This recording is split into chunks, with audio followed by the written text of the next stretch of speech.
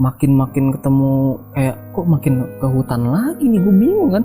Harusnya kan udah deket makin ke warga ya, ini malah hutan lagi. Dan di situ kayak ada jalanan yang pohon terus ini kayak ngebentuk kayak ini tuh ngegardu. Bingung tuh kita anak-anak, kita jadi lewat sini ya kata gitu, tapi nggak ada jalan lain, ini kayaknya ini doang jalannya. Gue biasa lah, gue assalamualaikum gitu kan ya. Tapi yang gue rasa pas gue masuk gerbang itu, gue kayak masuk ke apa ya, kayak alam yang beda hawanya. Gue dengar suara kayak deras air, tapi kayak air terjun gitu. Lo kalau ketemu air terjun kan deras banget gitu, tapi ini adanya di bawah lu. Sampai kita baca doa anak-anak, kita ngumpulin, kita baca doa dulu deh gitu. Kayaknya kita tadi udah terlalu meremehkan ketika pas udah santai itu kan. Assalamualaikum warahmatullahi wabarakatuh. Halo teman kisah, kembali lagi dengan gue Ilva di channel Kisah Pendaki. Gimana kabar teman kisah yang di rumah? Semoga sehat selalu ya. Hari ini gue kedatangan seorang pendaki yang akan menceritakan pengalamannya selama di pendakian. Langsung saja kita panggil Bang Dera. Halo Bang Dera. Halo. Gimana Bang kabarnya? Alhamdulillah baik selalu. Baik, selalu sehat? Iya, alhamdulillah. Iya, yang terpenting sehat. Iya. Oh ya, Bang Dera bisa memperkenalkan diri ke teman-teman? Iya, gue Dera 30 tahun. Dulunya mungkin pendaki, sekarang gue udah vakum lah 5 tahun. Udah lama lah. Gue mau cerita-cerita sambil inget-inget lah, biar nggak pikun. Iya kan? Iya. Ya. Bang Dera punya sosial media? Gue sosmed pribadi nggak ada. Adanya gue kan buka usaha kecilan nih. Apa tuh? Kopi apa? Iya, kopi biasa kayak manual brew gitu-gitu. Ya kedai kopi di Otista. Bawa nggak Bang produknya? Bawa dong. Tadi kan udah cobain anak. Oh ini kopinya Safari Nusantara. Buat teman kisah yang pecinta kopi, cobain ya kopi Safaria Nusantara. Oh iya Bang Dera, tadi gue sempet denger nih katanya lu punya pengalaman di Gunung Salak ya? Iya. Dan saat pendaki lu tuh dilarang sebenarnya, tapi lu tetap maksa buat naik ke atas. Gimana sih tuh ceritanya? Jadi emang pertama kali gue naik gunung itu kan pertama kali gue Salak, gue 2008 kayaknya. Gue naik gunung juga kabur dari rumah, jadi emang udah nggak boleh lah di situ naik gunung sama nyokap gue. Ngapain sih gitu, nyari penyakit aja gitu. Ya gue kabur dari rumah di situ. Jadi gue tuh kayak ada motivasi pengen naik ke Salak tuh karena dulu kalau orang-orang cerita kayaknya Salak tuh kayaknya angker gimana gitu. Jadi penasaran gue kan, kayaknya kalau gue udah bisa naik Salak kayaknya oke banget nih gitu. Sedangkan temen gue yang sletingan dulu paling sering kan Gunung Gede gitu kan, gue penasaran tuh. Gak diizinin gue menyokap, gue kabur.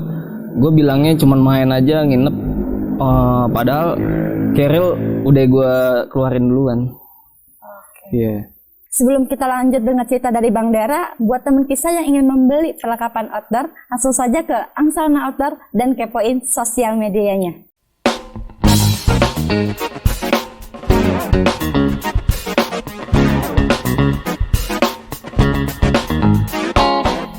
Jadi kayak yang tadi lo bilang, gue tuh pengalaman naik di Gunung Salak itu kayak gimana ya, namanya lo pertama kayak lo mau pacar aja kan pasti nggak bakal lo lupa gitu ya. Nah ini gue pertama kali naik gunung ya itu gue Salak. Situ pertama kali gue naik tanpa persiapan yang matang, kita awam, browsing juga nggak bisa kan. Waktu itu kayak YouTube belum familiar kayak YouTube 2008. Gue pun masih pakai handphone Asia gitu kan. Jadi cuman nanya-nanya sama abang-abangan yang udah pernah naik, gimana sih bang gini-gini gitu. Keril gue aja masih pakai keril jadul tuh waktu itu, masih apa sih, bugi. Wow itu masih pakai besi. Katanya gue Salak itu nggak izin sama orang tua. Pendakian gue pertama sama anak-anak pengennya ke Cidahu nih,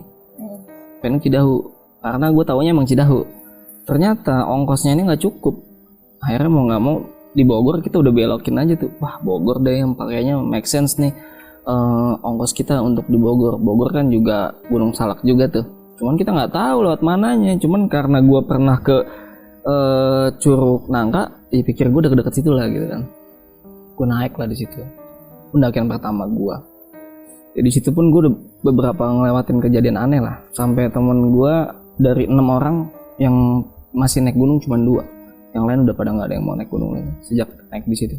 Setelah itu selang sekitar itu 2008 ya, gue naik lagi ke Gunung Gede 2012 sampai puncak.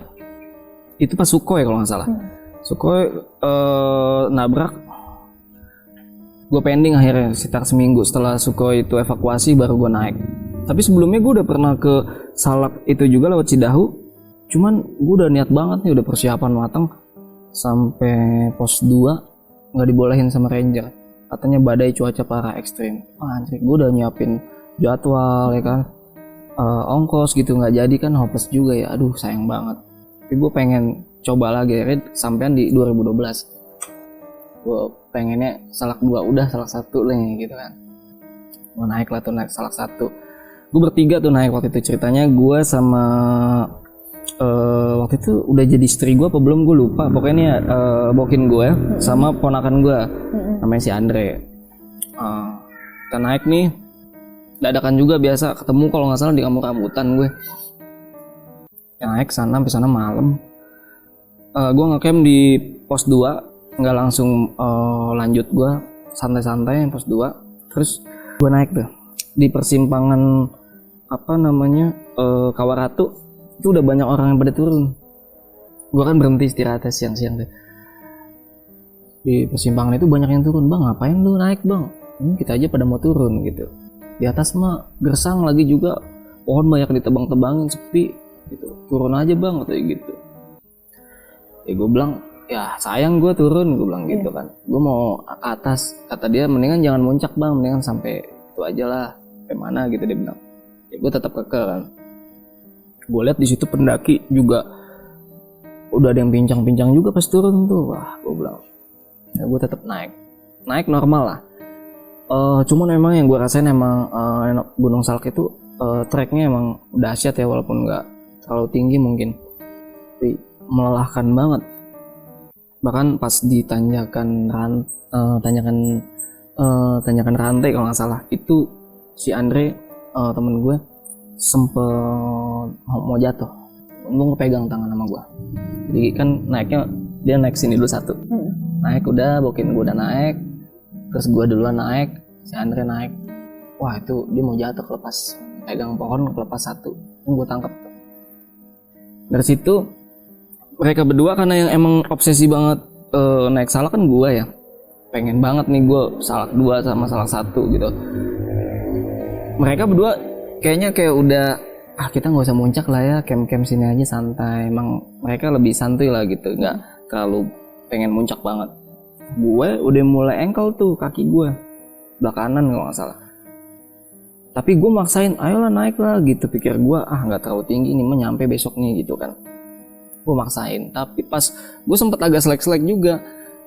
Pas besoknya gue ajakin ayo packing, tapi masih kayak mager gitu kan. Gue kan takut kesiangan, kayak muncak nggak. Mereka berdua kayak ogah-ogah gitu hawanya gitu. Cuman karena gue nafsu kan, gue emosi juga. Betulan ada pendaki juga tuh, pemicunya untung ada pendaki yang lewat setelah gue. Gue masih lagi di depan tenda tuh, belum selesai packing. Ada pendaki tuh, anak Sukabumi sama anak Bekasi. Ya pokoknya Bekasi di mana aja ada deh. Anak Bekasi, set, bang gue duluan ya, oke. Nah gue langsung bilang, udah tuh aja ada yang naik. Akhirnya udah naik tuh gue. Naik.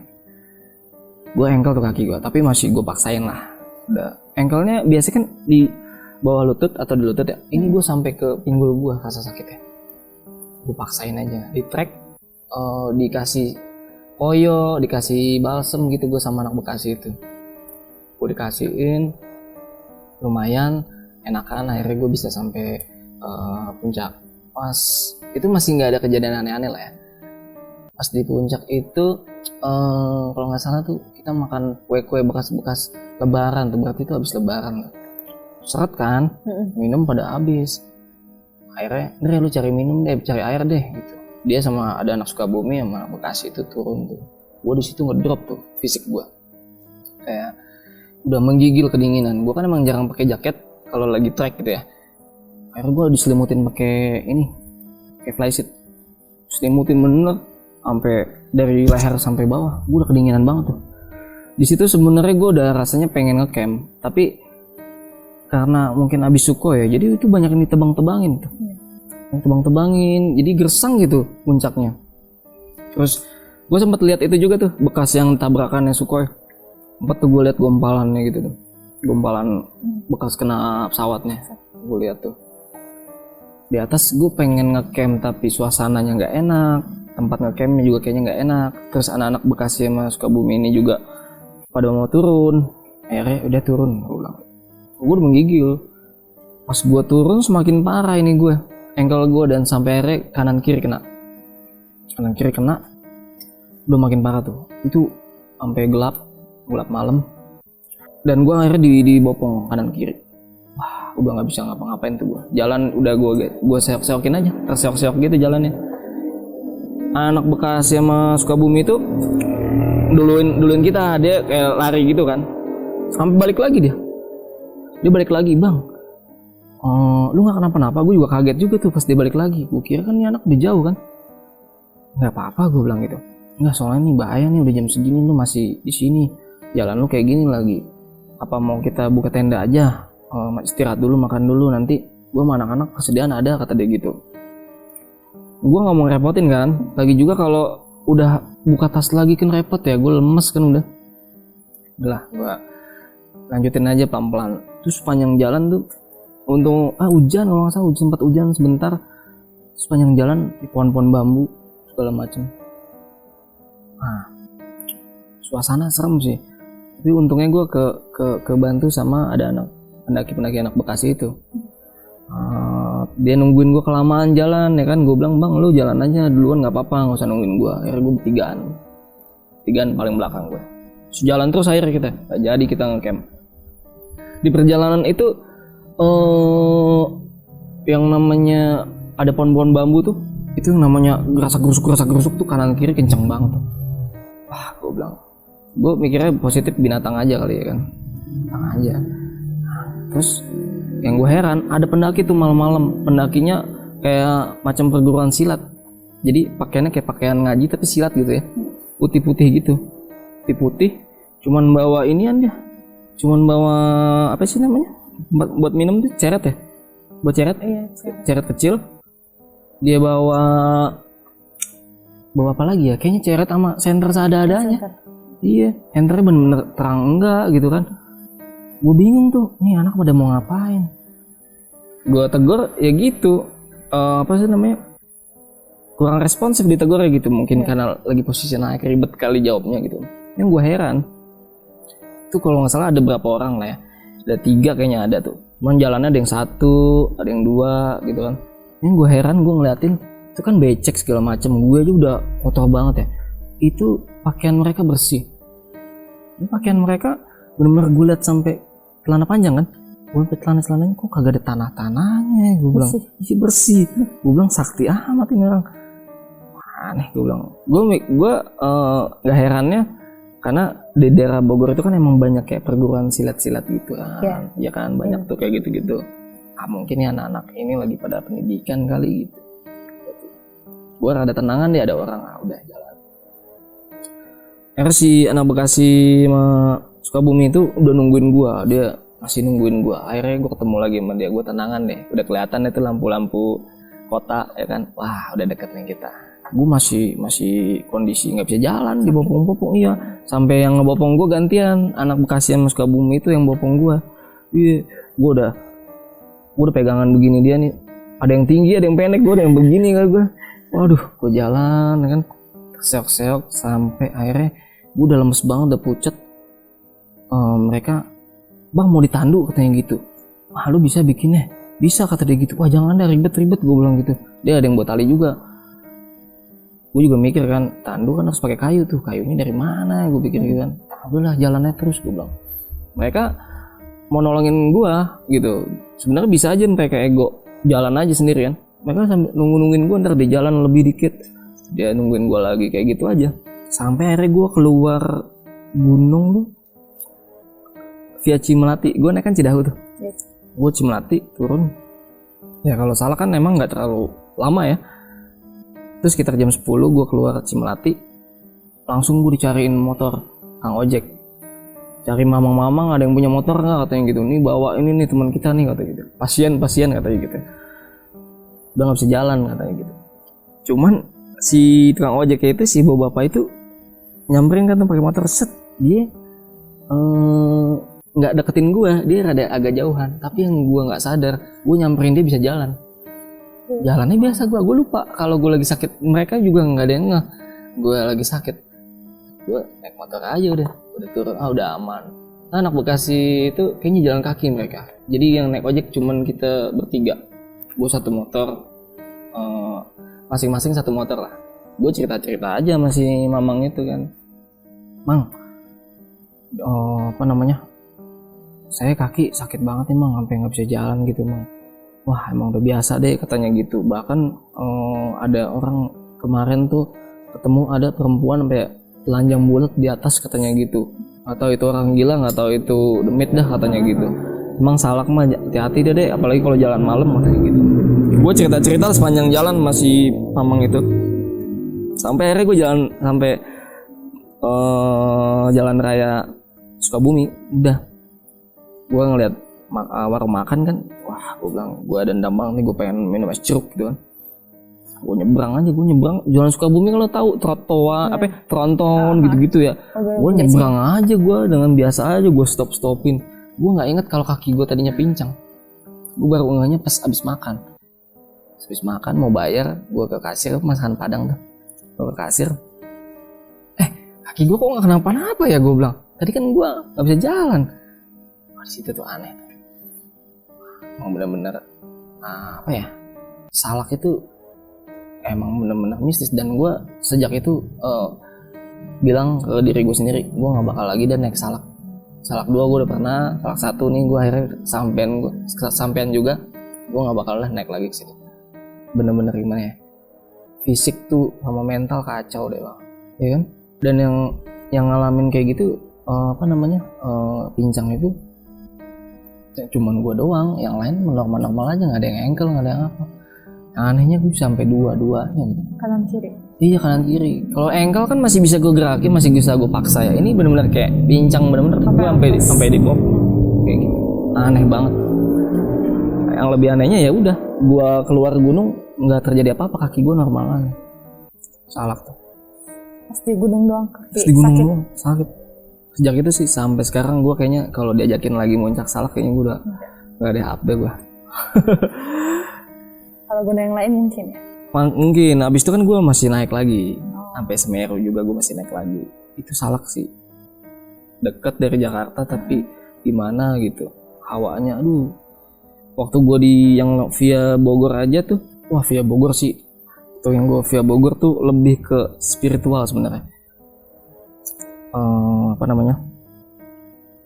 Yang gue cerita 2008 itu gue masih pemula semua nih. Gue naik situ biasa,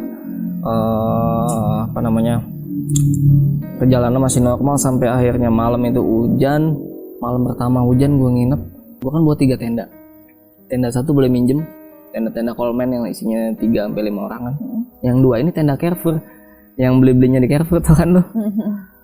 Nah karena lapaknya itu sempit dan miring serta hujan juga, gue nggak berani tuh buka yang Coleman. Gue ngeri patah, ngeri kenapa-napa gitu kan. Akhirnya kita buka yang Carrefour, tenda Carrefour tuh.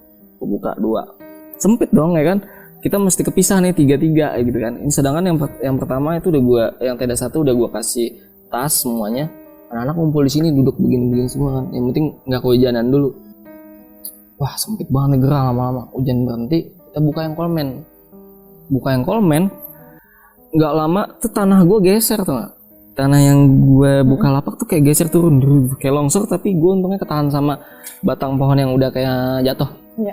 Ketahan gue di situ. Wah, berabe nih kalau tenda orang rusak nih. Gue mikirnya kan gantiin ya kan, oh, lumayan gantiin nih. Akhirnya kata temen gue si Eki, dia kan yang leaderin kita naik tuh, si Eki, udah deh kita pakai tenda yang tadi aja tuh.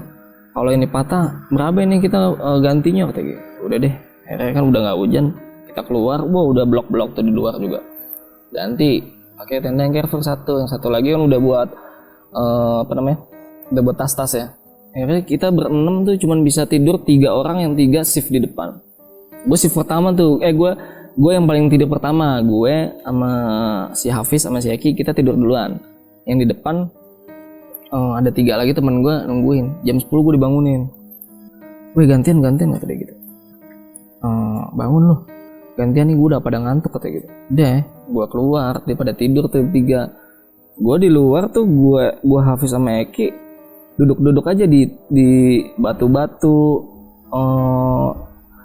apa namanya, tas-tas yang disender-senderin begitu. Nah ini anak 2 pelor, jadi cepet banget tidurnya, cuman pindah terus dia duduk bisa tidur lagi gitu. Gue kan udah dibangunin gitu, nggak bisa langsung tidur lagi dong.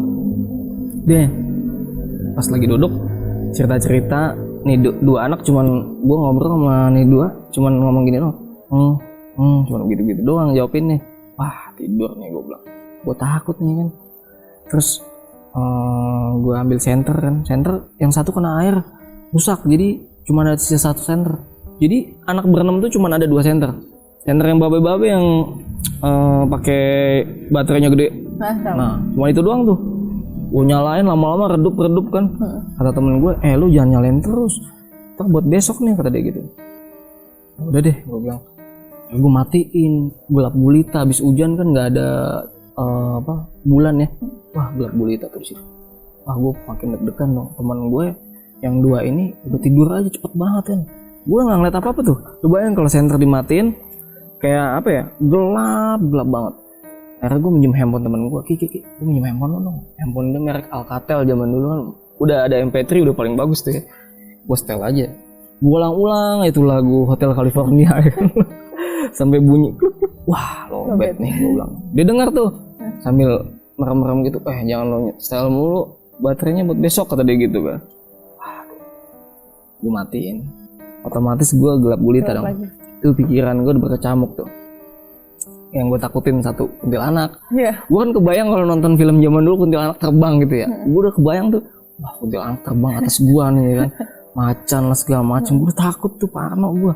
Gue ngeliat ke kanan, temen gue tidur udah ada yang ngorok. Sebelah kiri gue nimpelor banget. Malah nggak enak jadinya, kita dibangunin suruh tidur lagi kan nggak enak ya. Wah di situ akhirnya gue berdoa deh. Jadi di Gunung Salak pertama, pendakian gue pertama itu, gue tuh bener-bener akhirnya percaya dengan agama yang sekarang ini, agama Islam yang gue yakinin ini. Gue di situ percayaan gue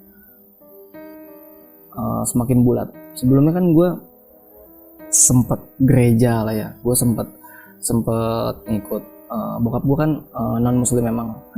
Gue dari kecil sih emang udah ngaji lah gitu. Cuman masuk SMA, kuliah, gue udah semakin jauh tuh sama Islam. Sampai Jumatan aja gue udah nggak tahu berapa kali lah, gue udah nggak pernah Jumatan. Di situ gue hampir pindah ke agama lain, tapi gue belum secara resmi. Tapi gue udah setiap minggu gue udah ke gereja mulu waktu itu. Di situ gue berdoa dong. Lu bayangin gue lagi posisi labil begitu, gue berdoanya ke siapa? Gue bingung kan. Gue berdoanya ke Tuhan yang mana nih gitu ya kan. Wah, gue coba baca ayat-ayat Al-Quran kayak melengsong semua, jadi kayak bacaannya cepet-cepet jadi kayak salah semua. Wah gila, gue panik, dalam hati gue panik. Cuman gue mau bangunin dia juga susah banget nih kan. Dari situ gue coba berpikir, wah siapa sih yang nyiptain alam seisinya semua gitu. Gue mikirnya gue ngebatinnya sendiri gue. Akhirnya gue cuman bilang gini, ya Tuhan, gue bilang universal nih gue ngomongnya. Gue takut banget, tolong bikin hati gue ini nyaman, gue nggak ngerasa takut lagi. Gue cuman gitu aja. Gue nggak bilang, gue nggak pakai doa ini orang salah mulu. Gue setiap baca doa, ya kan salah mulu, Al-Fatihah gue salah mulu. Wah kacau gue bilang. Akhirnya gue setelah doa itu gue lupa dan gue tenang, gue tidur tuh. Gue tidur, gue bisa tidur.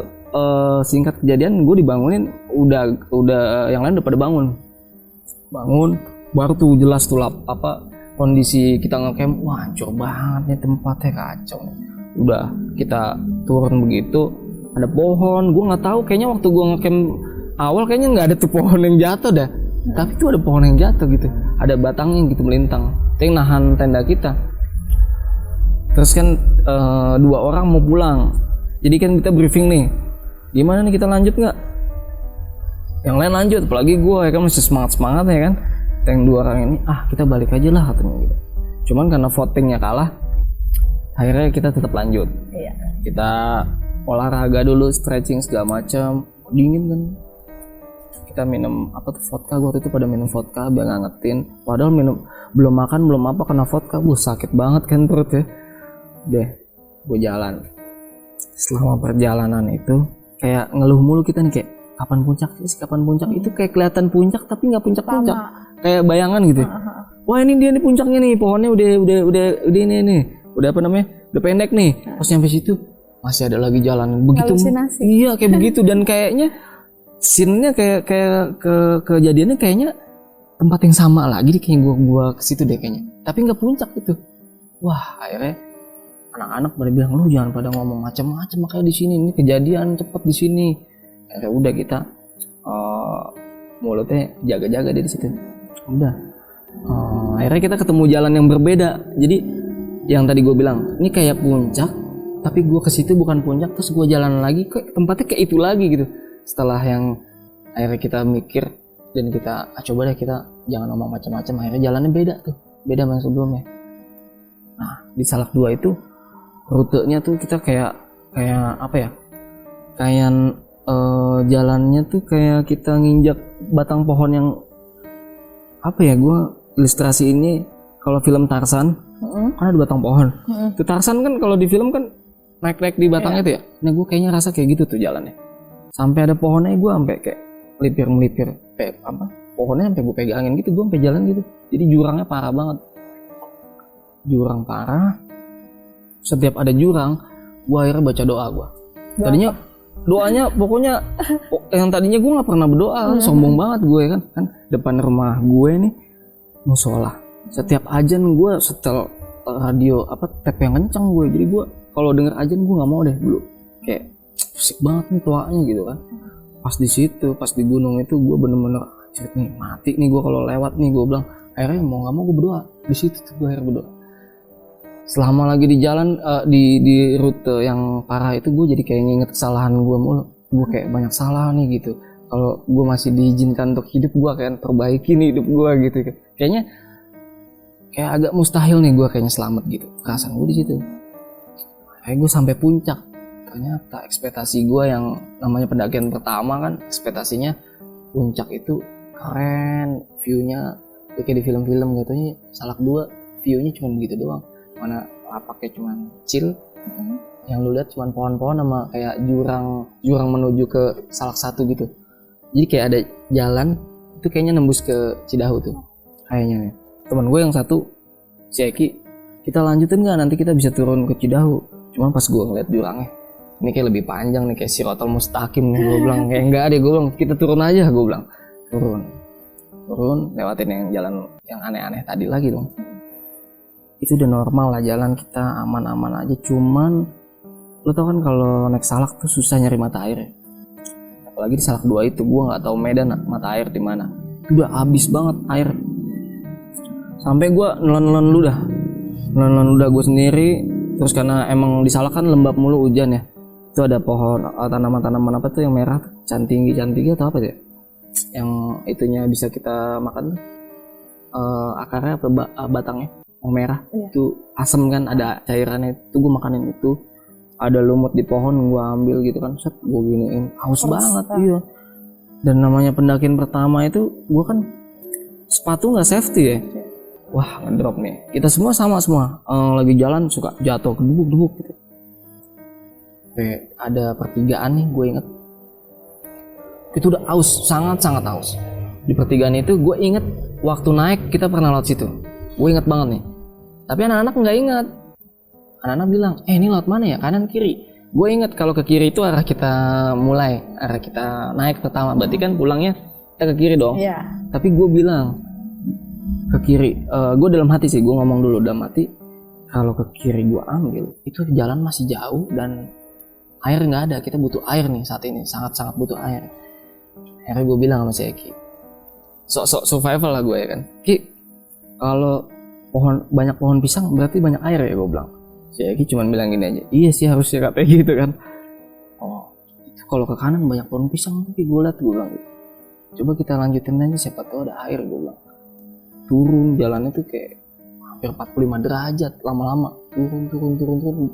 Gue sok pede aja turun terus, kayak ada yang ngasih tahu, udah ya di situ ada air. Bener sampai situ, kayak di jurang.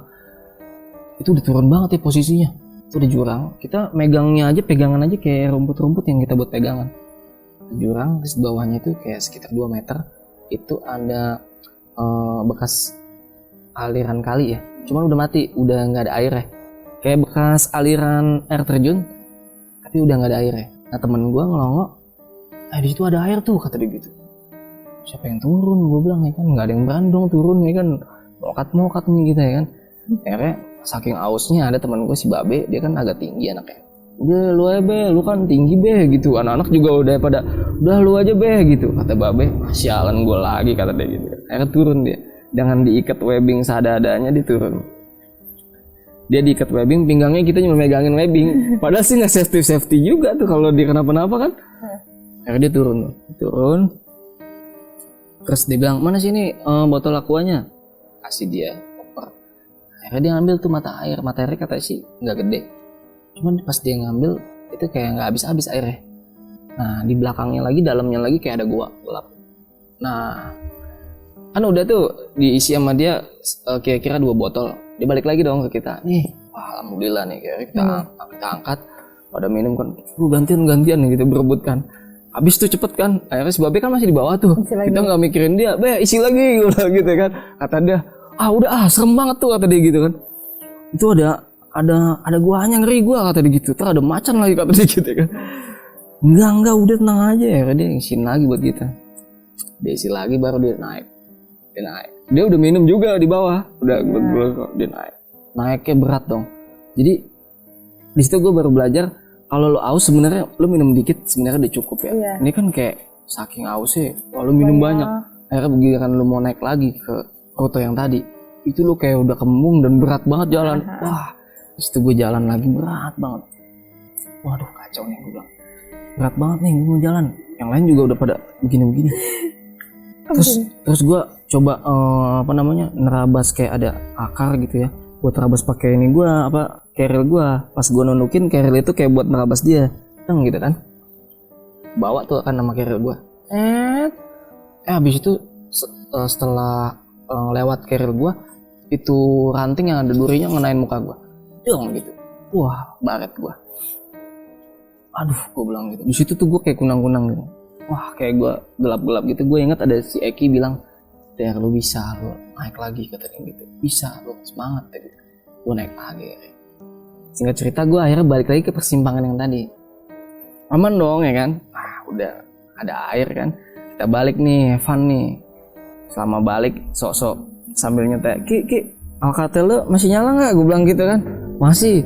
Ya udah setelah sohogi lah, sosok pendaki gitu kan ya kan.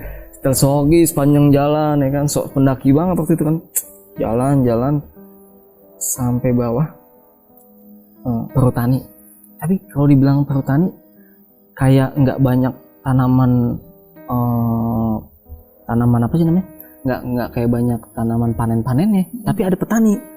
Ya prinsip gue kan kalau orang nyangkul ya itu petani ya, tapi gue nggak ngeh di situ.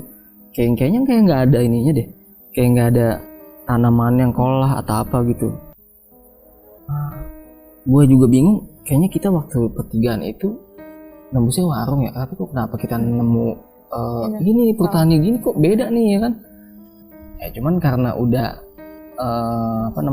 udah agak ke bawah dan kita udah kayak ngerasa aman dan kita ketemu orang itu yang bawa bapak itu, kita udah bodoh lah, yang penting kita udah di bawah gitu. Gue nengok ke atas kan, kelihatan siluet gunungnya kan, salaknya. Gue bilang alhamdulillah, gue masih dikasih kesempatan hidup nih. Gue bilang udah nyampe sini gue napas deh ya kan. Kita berhenti setelah ngelewatin si bapak-bapak yang nyangkul, dia sendirian doang tuh. Jam 4 kalau nggak salah, jam 4 jam 3 lah ya. Kita masak nasi goreng. Jadi selama gue pas di trek itu nggak ada yang masak nasi. Kayak udah mager, udah deh Indomie, kayak males gitu. Padahal gue bawa nasi, bawa panci. Zaman dulu jadul banget anjir, pancinya temen gue dibawa lagi, panci emaknya gede gitu. Akhirnya di situ baru masak lah kita. Masak air dulu kan lama tuh, masak air, terus masak nasinya baru di pakai bumbu nasi goreng gitu kan, masak. Kita happy lah ya kan, makan.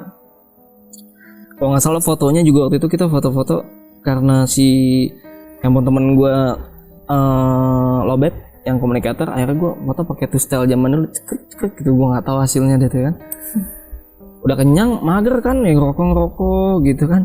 Si bapak itu turun, si pak petani itu turun biasa lah kayak petani gitu. Dek, udah sore pulang, tanya gitu. Oh ya pak, gue bilang, oh, makan dulu pak. Ya udah makasih. Logikanya setelah logikanya posisi gue di situ deket dong sama perhutani dan rumah. Yang anehnya gue karena gue udah ngerasa nyantai, yaudah kita packing. Nah, kita packing, masukin lagi tuh kan tadi habis bongkar. Nggak lama dari bapak itu turun, karena udah mulai gelap kan. Gue turun ya. Gue turun hujan deras. Wah, deras banget hujan. Terus ada anjing liar lagi, anjing hutan gitu kan. Gue gonggong tuh. Wah, teman gue pada takut kan. Gue kan paling belakang tuh. Temen gue, wah anjing katanya. Ada 2. Akhirnya gue bilang golok. Gue ambil golok. Gue sosok berani gitu kan mau ngegolokin tuh anjing kan. Ketika gue deketin, gue kepleset jatuh, dubak gue jatuh. Pas gue jatuh karena mungkin kaget juga, anjingnya kabur akhirnya kan. Anjingnya kaburnya bukan karena golok gue, karena gue jatuh akhirnya. Gue jalan lagi. Pikir gue mah udah mau nyampe lah, orang udah ketemu si bapak itu mah deket kali ya. Tapi nggak ketemu rumah. Malah gue ketemu kandang sapi. Terus ada rumput-rumput yang tingginya di atas gua, di atas kita lah, di atas kita. Wah, lebat amat nih gue bilang gitu. Lama-lama gue malah makin kayak rapat lagi. Tadi kan udah waktu gue ketemu bapak itu kan udah kayak luas ya. Gue malah makin rapat lagi, tapi rumput, udah bukan hutan lagi. Rumput-rumput, gue nggak tahu rumput apa. Gue sih dulu, bukan rumput. Lo tahu ini nggak? Apa namanya? Tanaman-tanaman jagung. Oh ya tahu. Nah itu kan tinggi kan? Ya, tinggi. Nah kayak gitu tuh, dia tinggi banget tuh di atas gua. Terus gue ingat ada apa namanya? Ada kandang sapi. Wah ini udah peternakan dong ya kan? Ya ini otomatis udah deket warga dong. Terus ketemu rumah gua akhirnya. Ada rumah villa lah, kayak villa, tapi dia kayak villa kayu yang kayaknya nih orang kayak agak tertutup sih kalau gue lihat dari villanya. Kayaknya orang tertutup banget. Tapi nyala lampunya. Kita timbuk-timbuk pakai batu. Maksud gue tolong deh ya kan, gue numpang ngaso gitu kan, numpang makan gitu, nggak keluar orangnya. Sampai gue jalan lagi,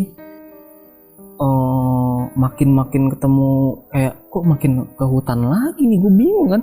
Harusnya kan udah deket makin ke warga ya, ini malah hutan lagi. Dan di situ kayak ada jalanan yang pohon, terus ini kayak ngebentuk kayak ini tuh nggak gardu. Oh iya tahu. Nah bingung tuh kita anak-anak, kita jadi lewat sini ya kata gitu. Tapi nggak ada jalan lain, ini kayaknya ini doang jalannya. Gue yang sok yakin gitu kan. Udah bismillah aja gue bilang gitu. Gue paling depan deh. Mana ambil lagi tuannya senternya. Gue paling depan. Gue biasalah gue assalamualaikum gitu kan. Ya. Tapi yang gue rasa pas gue masuk gerbang itu, gue kayak masuk ke apa ya? Kayak alam yang beda hawanya. Akhirnya apa? Setelah gue masuk ke gerbang itu, apa ya? Yang berbentuk gerbang itu, gue masuk hutan lagi. Aneh kan? Merinding gue asli. Logikanya kan ini udah deket warga dong ya kan? Orang dari pas di agak atas aja itu udah kelihatan lampu-lampu, kayak deket lah nih gitu, lampu-lampu kota gitu. Di situ gue malah masuk hutan lagi, aneh kan? Wah, aku masuk hutan lagi, dan hutannya benar-benar kayak gue lagi di gunung lagi. Nah, gue mikir kan, nah ini petani yang tadi kemana gitu kan? Kok gue malah masuk hutan lagi? Gue jalaninnya terus sama temen-temen gue. Wah, aneh banget nih. Masuk hutan lagi, jalan. Gue dengar suara kayak deras air, tapi kayak air terjun gitu. Lo kalau ketemu air terjun kan deras banget gitu. Tapi ini adanya di bawah lu. Adanya di bawah lu. Wah, kita deket-deketin. Ini kayaknya di bawah ini suaranya. Wah, kayak apa nih? Kayak wahana apa gitu, saking kencengnya kayak gitu kan. Gue deketin kan sama anak-anak. Wah, ini kali air terjun kali ya, gue bilang. tapi masa air terjun kan kita tadi udah deket, gue bilang gitu. Iya nih katanya, aneh banget, udah kita jalan lewat situ deh, kita ambil kanan atas lagi. Itu kan ada yang ke bawah gitu jalannya, gue ambil kanan atas lagi. Itu perjalanan gue lama tuh. Gue aneh, kok kenapa gue masuk ke dalam hutan lagi, gunung lagi gitu kan. Ini bukan semestinya kayak gini kan. Wah, itu udah jam 8 jam 9 malam tuh. Malam itu akhirnya gue kemalaman lagi, jadi lama lagi. Gue kira kan pas abis makan nasi goreng, nah ini mah udah dikit lagi nih kita nyantai gitu kan. Akhirnya gue masuk hutan lagi, dan akhirnya dengan kondisi makanan juga udah habis, senter juga udah tinggal remang-remang. Wah, panik kita. Akhirnya kita baca doa anak-anak, kita ngumpulin, kita baca doa dulu deh gitu. Kayaknya kita tadi udah terlalu meremehkan ketika pas udah santai itu kan. Akhirnya gue baca doa lagi, jalan lagi. Akhirnya gue keluar di kayak ada villa tapi ada rumah warga. Gue nembus tuh akhirnya dari hutan itu, gue nembus ke rumah warga tapi belakangnya sambil ada kandang-kandang sapinya juga. Di situ gue keluarnya di bawahnya Curug Nangka. Wah, aneh banget sih gue. Jadi yang gue tadi ada suara air terjun, ternyata air terjun Curug Nangka. Serem banget kan. Gila, gue udah kebayang tuh kalau gue terusin gue bisa kena air bah, bisa jatuh. Terus gue nanya kan sama bapak yang lagi nongkrong di situ, Pak, emang di atas Curug Nangka itu emang ada ini apa ya, ada orang panen gitu, emang ada petani di situ? Ya nggak ada lah Mas, itu kan udah hutan katanya. Kalau yang panen mah nih di sini gitu dia nyebutin gitu. Nah, gue ketemu siapa itu ya, petani. Tapi yang anehnya itu petani ya selain dia sendiri ya, kalau emang dia bener petani kenapa gue masuk hutan lagi kan, kalau emang itu area perhutani. Karena sehabis gue masuk hutan lagi dan gue keluar itu udah nggak ada area perhutani lagi.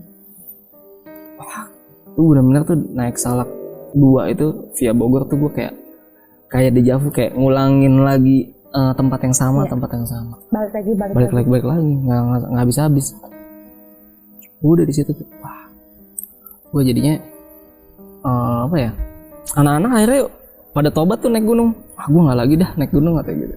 Akhirnya gue doang masih Eki yang masih lanjut. Itu sih pengalaman gue di Salak ya. Nah itu akhirnya titik balik gue pengen coba yang Salak 1 gitu. Ngopi dulu Bang. Iya, ternyata Salak 1 ya sama aja. Serem-serem juga. Makanya kalau ada yang ngajakin naik Salak, gue enggak deh. Mendingan gue ke Jawa Timur sekalian deh, jauh-jauh gitu ya. Salak enggak deh udah. Ya paling gitu aja. Gue sejak itu udah ngerasain Salak 2, Salak 1. Itu sih menurut gue yang paling ekstrim sih. Dari gue naik tempat yang lain, kalau soal aneh, mistis dan yang lain udah Salak sih menurut gue. Udah gue nggak mau lagi makan dari situ kalau naik Salak. Bang Dera, gue mau ada beberapa pertanyaan nih. Yang tadi lo bilang kaki lo sakit, kan lo pas di atas ngerasain tuh kaki sakit kanan kiri, tapi pas di bawah enggak kenapa-napa, lo makan nasi padang jalan aja. Iya, gue lupa. Itu kenapa tuh Bang? Iya kayaknya gue akhirnya berpikir kayaknya yang dibilang orang-orang zaman dulu, ada yang nyangkut, ada yang nempel. Lu sering denger gak sih? Iya, kayaknya itu tuh gue kayak tempel. Soalnya ya emang aneh aja, harusnya gue masih ngerasain sakit dong. Tapi ketemu udah jalan raya, gue biasa aja jalan. Kayaknya gue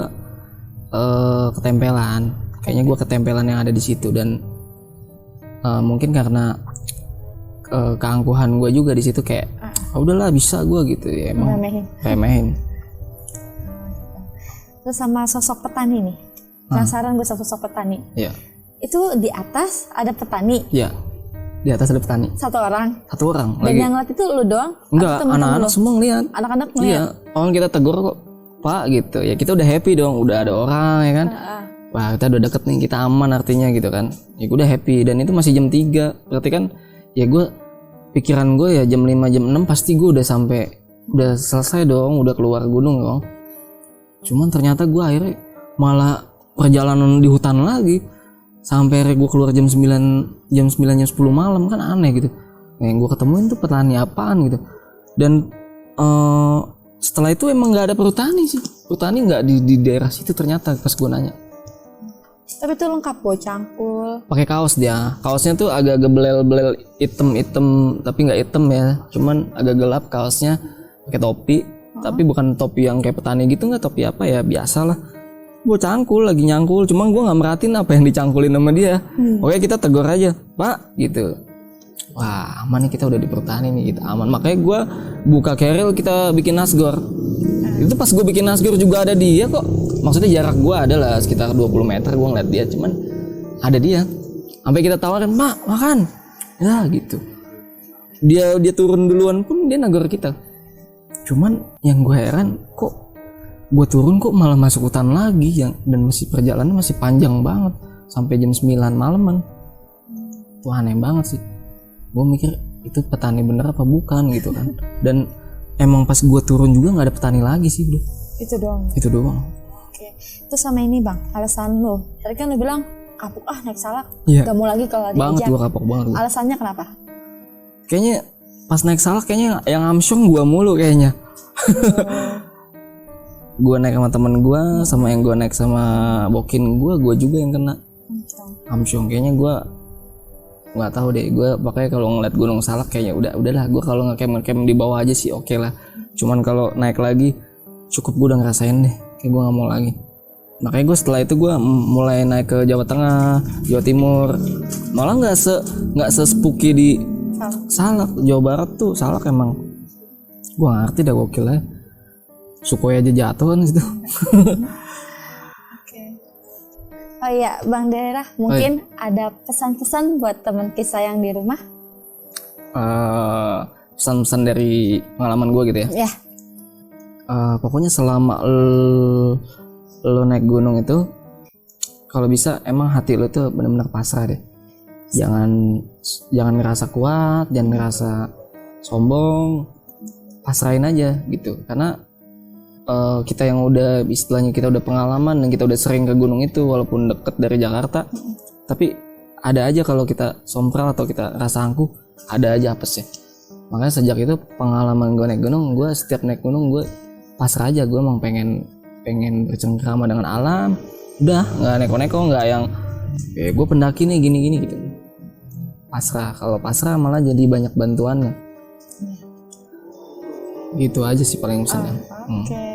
Oke teman kisah, itu adalah pengalaman pendakian dari Bang Daerah. Banyak hikmah yang dapat diambil dari ceritanya.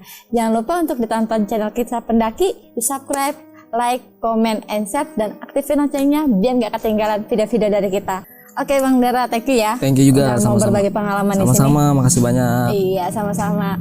Wassalamualaikum warahmatullahi wabarakatuh.